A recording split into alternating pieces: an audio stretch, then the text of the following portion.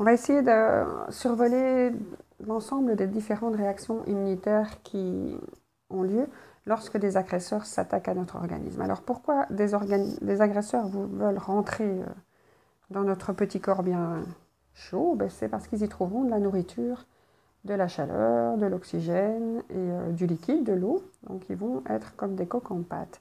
Alors différents agresseurs qui peuvent provoquer des infections parfois graves sont les virus, les bactéries, les protozoaires, les champignons. Le venin peut aussi déclencher une réaction immunitaire et aussi des allergènes. Là, c'est moins utile.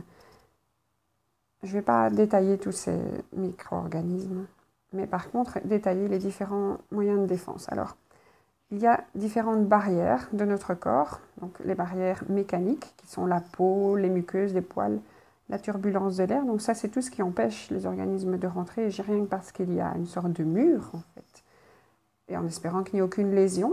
Donc dès qu'il y a un petit trou dans la peau ou des muqueuses un petit peu irritées par le froid, les poils vont aussi aider à ne pas pouvoir s'accrocher. Et le fait de respirer avec des turbulences dans les poumons aussi empêche de s'accrocher.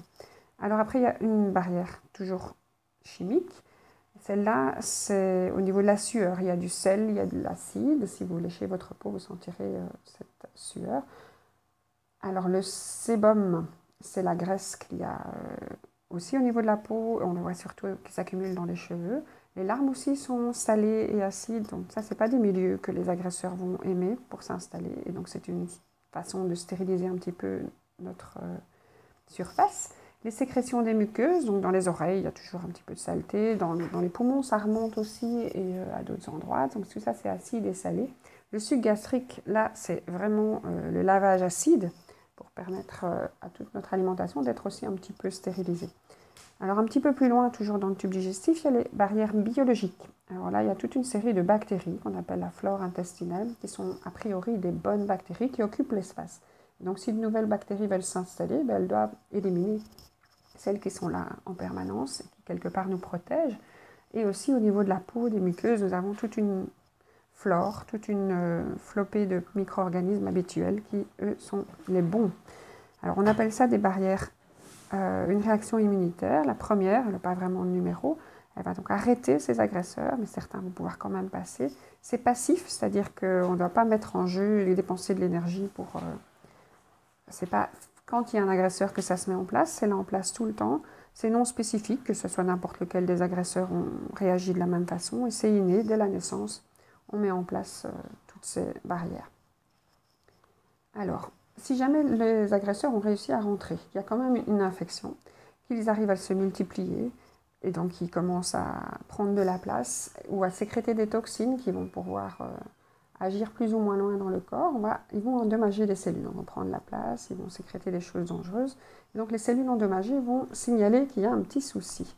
Et donc l'info va être détectée, souvent rien que par le fait que des cellules soient cassées. Il y a des nouveaux petits molécules qui circulent, je crois que ça s'appelle des cytokines, et donc l'alerte est lancée. Alors dans le sang qui circule partout, il y a des globules blancs, des monocytes, donc c'est des globules blancs qui sont capables de traverser la paroi des vaisseaux sanguins et qui sont capables aussi de suivre la piste de l'info. Donc si l'info arrive vers le vaisseau sanguin, ils vont repartir vers cette cytokine, cette information. Alors ici, il y a deux noms barbares. Il y a la diapédèse, c'est le nom qu'on donne au passage du monocyte qui sort à travers des cellules. Donc ici, il n'y a pas de trou, il n'y a pas d'hémorragie. C'est juste une capacité qu'a le monocyte à s'écrabouiller pour passer entre deux cellules de la paroi du vaisseau sanguin. Ça, c'est la diapédèse.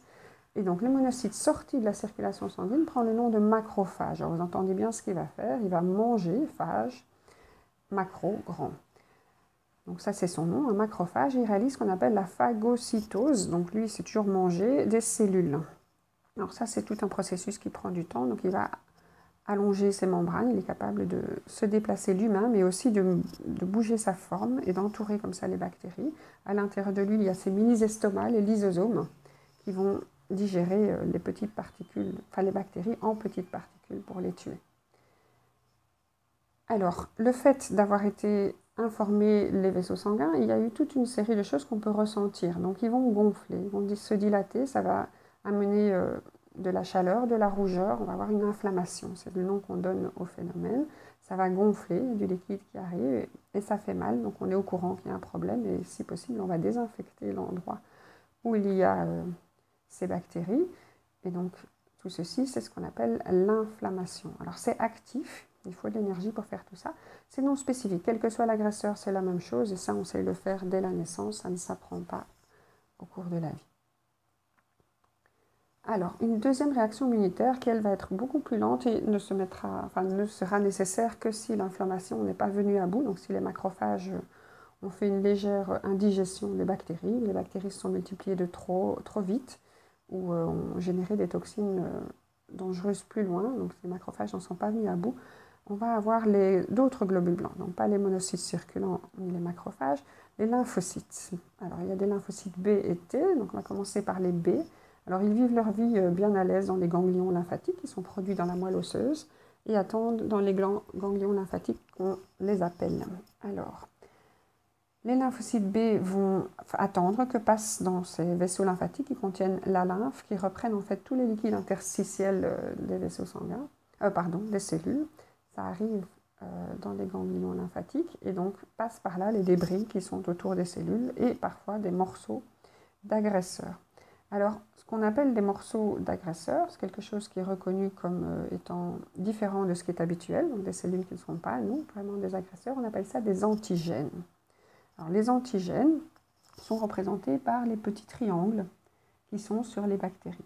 Alors, sur les bactéries, ça peut être la bactérie, le virus, s'il est tout petit, ou une protéine, même le morceau de la bactérie morte mangée par les macrophages suffit à déclencher une réaction. Donc, tous ces petits triangles sont les antigènes. Alors, les lymphocytes B, donc, ils voient ces morceaux arriver, ces antigènes. Ils sont libres, parfois sur la bactérie, parfois cassés. Ils vont les reconnaître. Donc, c'est la première des sous-étapes de cette réaction immunitaire due au lymphocyte B, qu'on appelle la réaction humorale, parce que ça se passe dans les humeurs, dans les liquides. Et donc, on va avoir une première étape qui est la reconnaissance.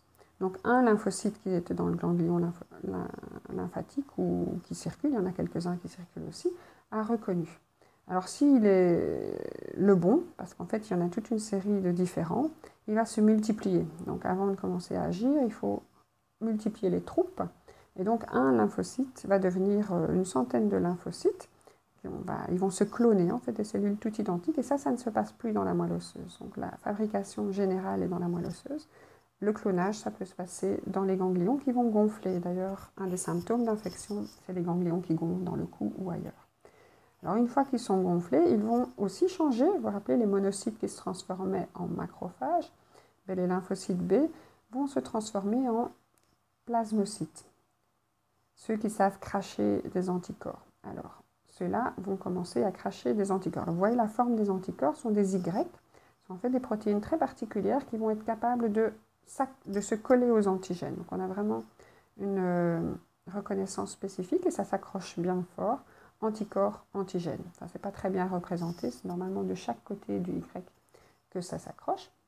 Et donc, les bactéries qui sont comme ça, complètement saturées de petits anticorps qui les emballent, elles ne vont plus pouvoir s'accrocher aux muqueuses et aux cellules, elles ne vont plus pouvoir agir.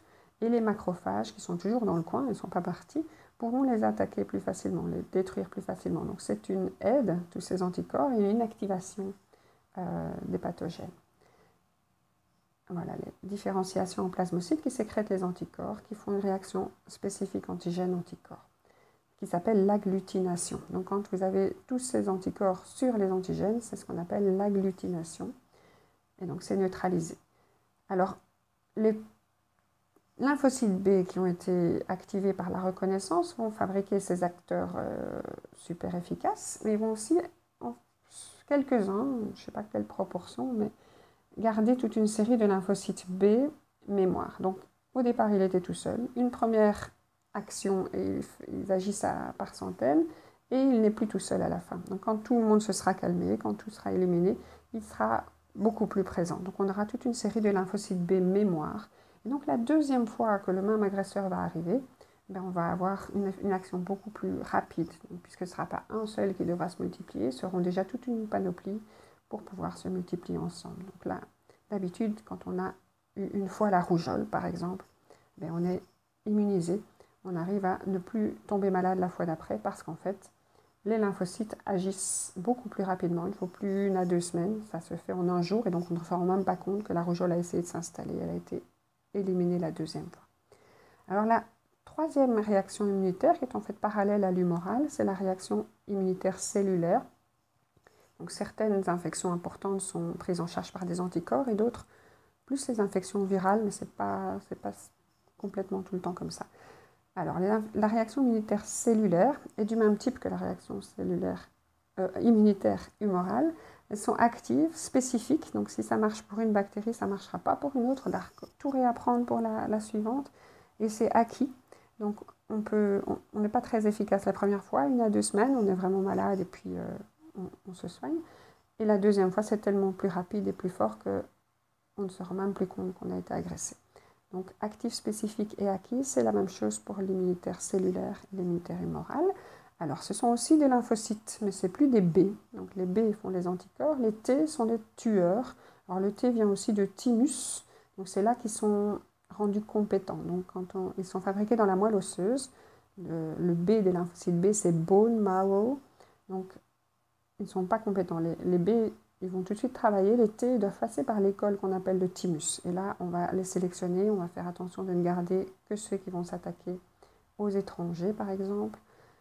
Alors, ces lymphocytes T attendent aussi dans les ganglions ou un petit peu sont circulants. Et eux vont aussi reconnaître des antigènes. Donc, je vous rappelle, c'est des morceaux d'agresseurs. Ça peut être l'agresseur entier ou des petits morceaux de surface.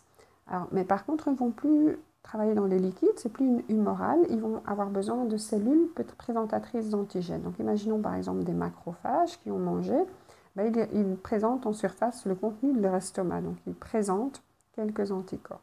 Donc une cellule présentatrice, elle a en surface une petite protéine qui présente le petit morceau de ce qu'elle est en train de digérer.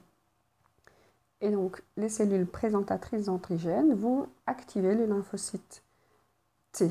Alors, c'est le même principe que pour le B. Reconnaissance par 1, si c'est la première fois que ça arrive. Multiplication de celui qui est efficace, ça prend du temps. Après, il se différencie, c'est-à-dire qu'il va changer de forme, s'activer. Alors, il va avoir des T8, des T4 et des T-mémoire. Les lymphocytes T4, c'est ceux dont on parle souvent dans le sida, parce que c'est là que le virus s'attaque. Enfin, c'est sur celui-là que le virus s'installe.